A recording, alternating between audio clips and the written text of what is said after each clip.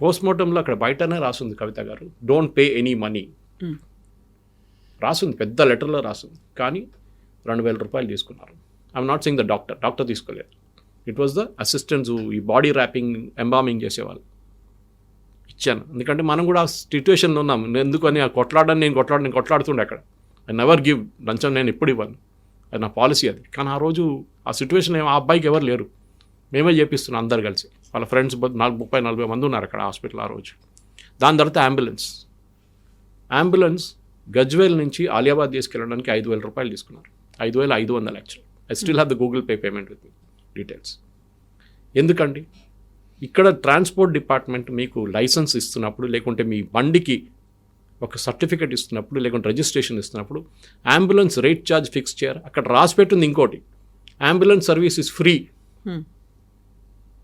ఆలోచించండి, ambulance service free అంటే అక్కడి నుంచి ఫ్రీ అంబులెన్స్ ఎక్కడ కనిపించట్లేదు. నేను అడిగాను కూడా, వీళ్ళ ఫ్రెండ్స్ దగ్గర చెప్పాను, బాబు వెళ్ళి చూసిరాను. అక్కడ ఒక మాఫియా కంట్రోల్ చేస్తున్నారు. ఇది ప్రతి చోట్ల అంతే. మీరు గాంధీ హాస్పిటల్కి వెళ్ళండి, పేదలు వస్తారు అక్కడ, వాళ్ళని కూడా ఇట్లా టార్చర్ చేస్తారు. ఏం చేస్తున్నారు ఇక్కడ ఉన్న గవర్నమెంట్?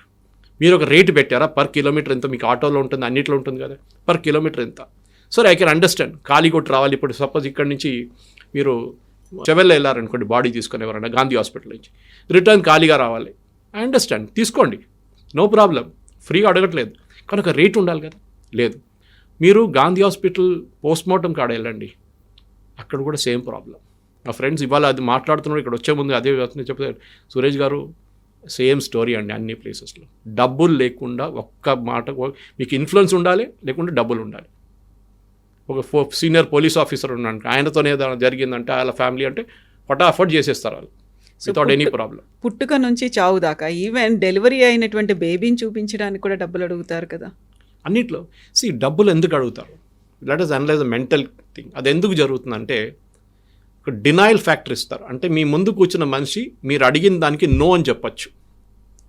నాకు డెత్ సర్టిఫికేట్ కావాలి సార్, ఇది ఉంది documents, cremation ground certificate, hospital death certificate అన్నీ పెట్టాం, ఆధార్ కార్డు అన్నీ ఇచ్చేసాం. ఆయన అప్పుడు కూడా అంటే నేను ఇవ్వను అంటాడు. ఏం చేస్తారు మీరు? That is the deny. మీరు ఆయన దగ్గర నుంచి ఆ రైట్ తీసేసేయండి. That you cannot do it. అన్ని ఆటోమేటెడ్ ప్రాసెస్. మీరు సబ్మిట్ చేయండి, సబ్మిట్ బటన్ కొట్టండి, స్కాన్ చేసి ఆటోమేటిక్ వాళ్ళ ఇంటికి ఒక ఎంక్వైరీ వస్తారు, మీకు డెత్ సర్టిఫికేట్ ఇచ్చేస్తారు. ఆన్లైన్లో ఎందుకు జరగట్లేదు? పాస్పోర్ట్ చూడండి, ఒక టైంలో పాస్పోర్ట్ తీసుకోవాలి. నాకు ఇప్పుడు కూడా గుర్తున్నా, ఫస్ట్ పాస్పోర్ట్ తీసుకున్నప్పుడు I think 1983 or 86 sorry, Prashant theatre దగ్గర ఇప్పుడు కూడా ఉంది రీజనల్ పాస్పోర్ట్ ఆఫీస్. బయట టోకెన్ ఇస్తారు, టోకెన్ ఇప్పుడు కూడా ఉంది. టోకెన్ ఉండే అప్పుడు ఆ టైంలో కొంతమంది రాత్రి వచ్చి పండుకుంటారు అక్కడ.